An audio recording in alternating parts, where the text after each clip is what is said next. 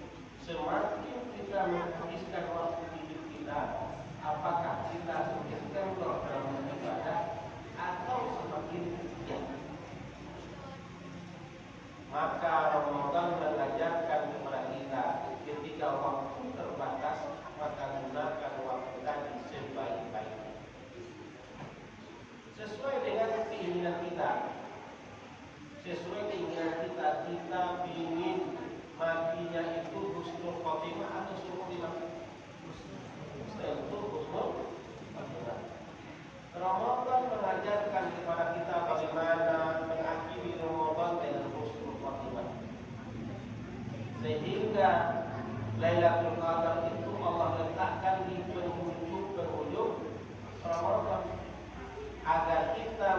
meninggalkan Ramadan dalam keadaan husnul khotimah.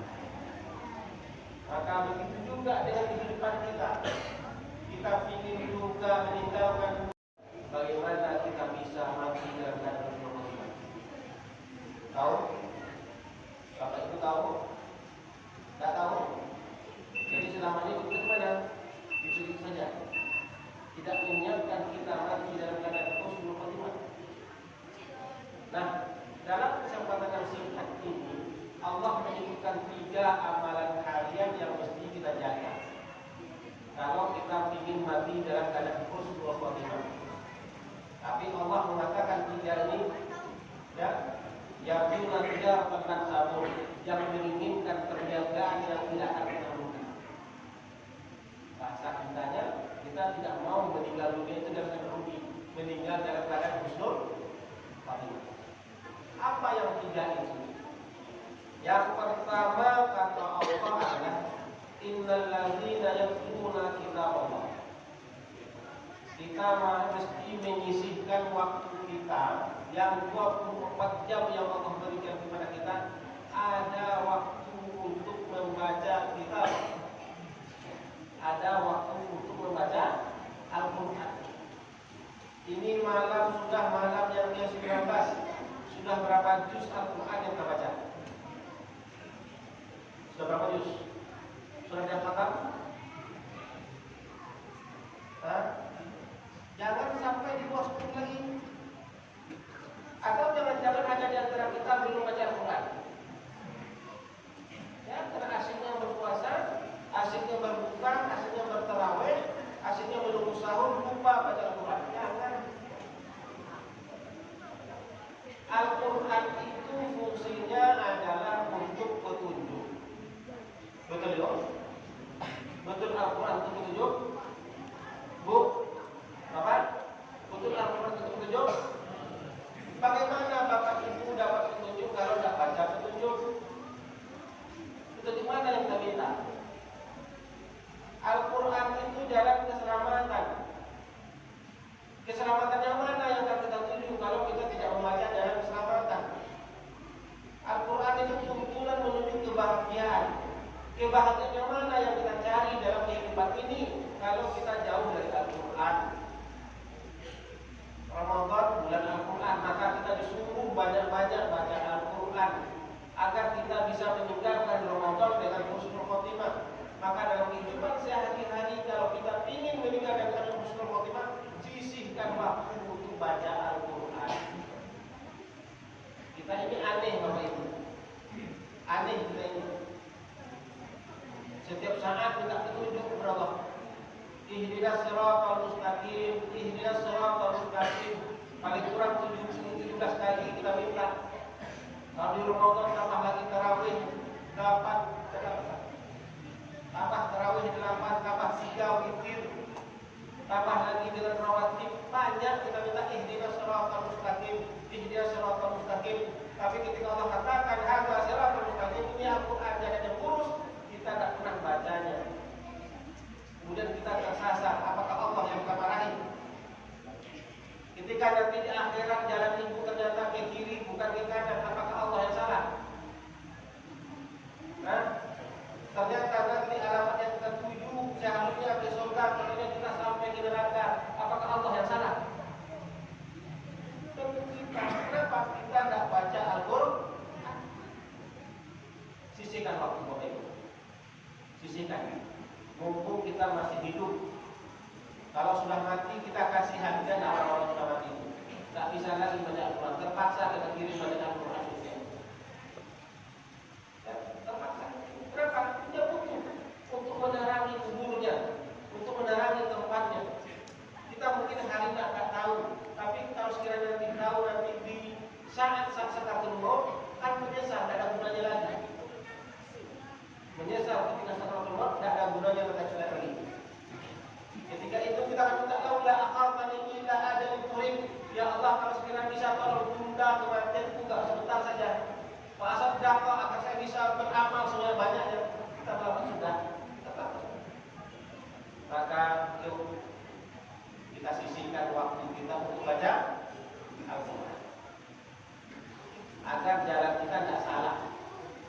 tujuan kita tepat sasarannya, yakni jalan ke surga.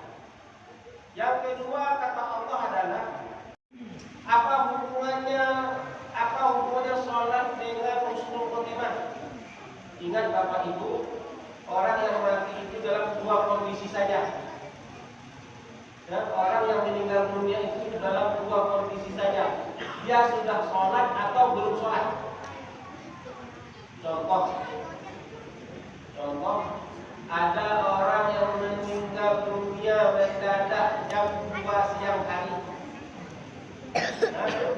Meninggal dunia dia mendadak jam 2 siang. Jam 2 siang sudah melewati waktu sholat zuhur. Persoalannya adalah orang yang meninggal tadi sudah sholat zuhur atau belum?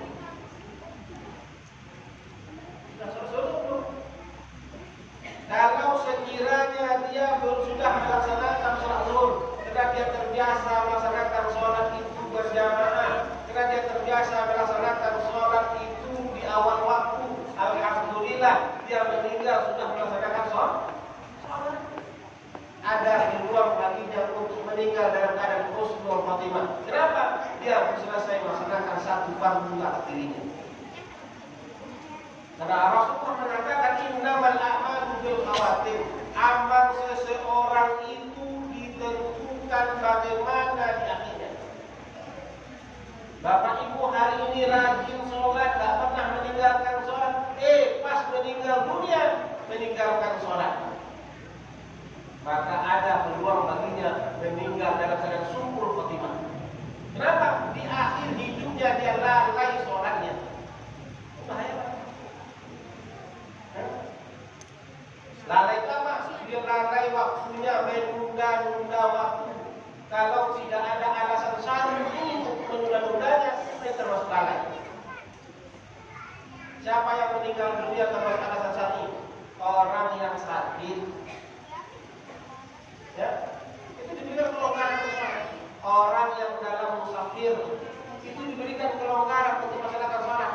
Orang yang dalam dinas dalam kondisi darurat tak bisa meninggalkan dinasnya, seperti petugas kebakaran, ada kebakaran, dia tak bisa meninggalkan sholat.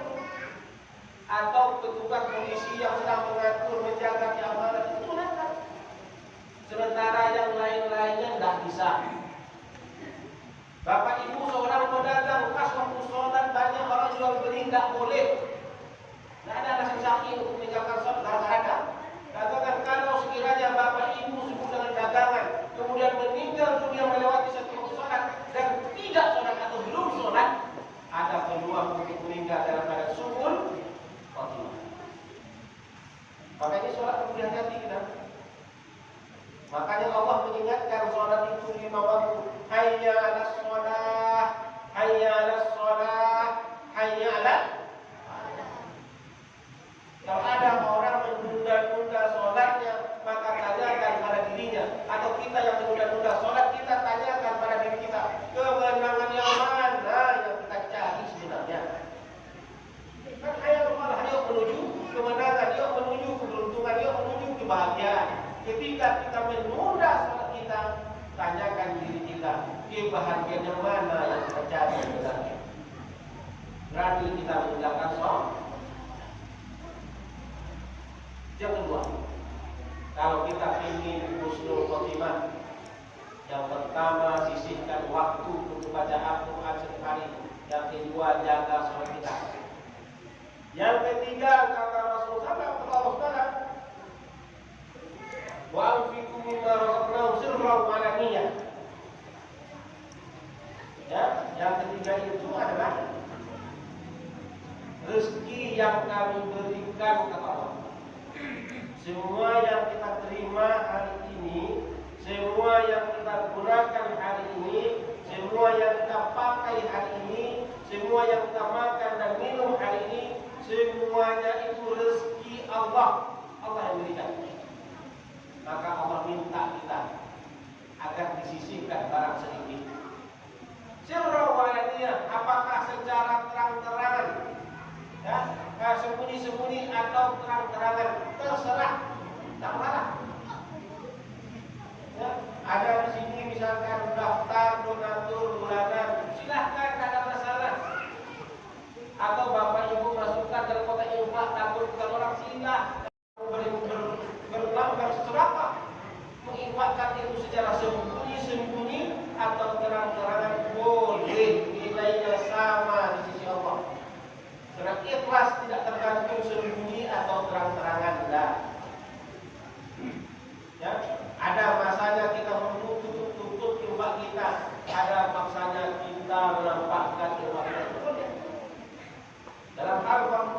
wajib sholat ini syiar mesti dinampakkan. Ya, sholat ini syiar mesti dinampakkan, tidak boleh sembunyi-sembunyi. Maka kita diimbau untuk sholat berjamaah. Kalau ada di antara kita yang mengatakan lebih enak sholat di rumah, lebih khusyuk, lebih tenang, hati-hati. Ini logika syaitan, ini pemikiran iblis mengajarkan kepada kita agar meninggalkan jamaah. Padahal yang lebih utama adalah sholat berjamaah. Jadi ada masanya nampakkan, ada masanya disembunyikan. Keduanya boleh di sisi Allah Taala. Persoalan ikhlas itu urusan hati kita masing-masing. Karena orang yang berinfak secara sembunyi-sembunyi bisa saja tidak ikhlas. Orang yang menginfakkan penampakan bisa saja ikhlas. Nah, ketika kita sudah mengeluarkan bagian dari harta kita, ketika itu kita sedang menolong diri kita, Bapak Ibu. Hisab di hadapan Allah yang paling berat, yang paling susah itu apa? Materi. Dari mana sumbernya dan kemana kita belanjakan? Sumbernya halal, sifatnya halal, zatnya halal, kemudian dibelanjakan ke tempat yang halal. Kalau sekiranya sebagian harta kita atau harta kita tidak kita keluarkan, itu akan menjadi penyakit bagi kita, menjadi masalah. Maka keluarkan, infakkan. Yang bentuk wajib zakat, yang untuk sehari-hari infakkan. Yang ingin berkelanjutan nilai pahalanya diwakafkan. Ya, wakaf itu adalah sedekah menjariah. Nah, ketika kita sudah mengeluarkannya, maka insya Allah kita akan terselamatkan dari persoalan yang menyulitkan kita. Nah, ingat tidak? Dan ketiga-tiganya ada di dalam Ramadan. Menurut kita baca Al-Quran, menurut kita sholat, berinfak dan seterusnya ada. Maka Ramadan sebenarnya mengajarkan kita menjadi orang yang soleh dan pribadi, agar kita menyiapkan diri, agar kita bisa mati dalam keadaan husnul khotimah. Jadi kalau kita ingin husnul khotimah, apa ini? Sisihkan waktu kita untuk baca Al-Quran setiap hari, kemudian jaga sholat di setiap waktu, di tempat waktu. Jangan ditunda-tunda. Kemudian sisihkan harta kita, barang sedikit agar kita nafkahkan. Peduli kita dengan yang sedang kita masjid, anak yatim, fakir miskin, orang tua anak dan sebagainya. Silakan. Ketika ketiga-tiganya ini kita mengamalkan, maka Allah katakan yarjuna tijabah tabur. Mereka inilah yang berharap keuntungan. Siapa yang beruntung? Meninggal dunia dalam keadaan husnul khotimah, meninggal dunia dalam keadaan bisa mengucapkan kalimat la ilaha illallah. Demikian yang bisa saya sampaikan. Mohon maaf atas segala kesalahan kekurangan. Mudah-mudahan waktu yang sisa ini, Ramadan yang tinggal 10 hari ini, yuk kita gunakan sebaik-baiknya. Kita berpisah dengan Ramadan dengan perpisahan yang husnul khotimah. Puas kita dengan beribadah. Kalau kita meninggal dunia, juga kita meninggal dalam keadaan husnul khotimah, dimudahkan urusan kita di hadapan mahkamah Allah nanti. Amin ya rabbal alamin. Aqul kalam wa billahi hidayah. Wassalamualaikum warahmatullahi wabarakatuh.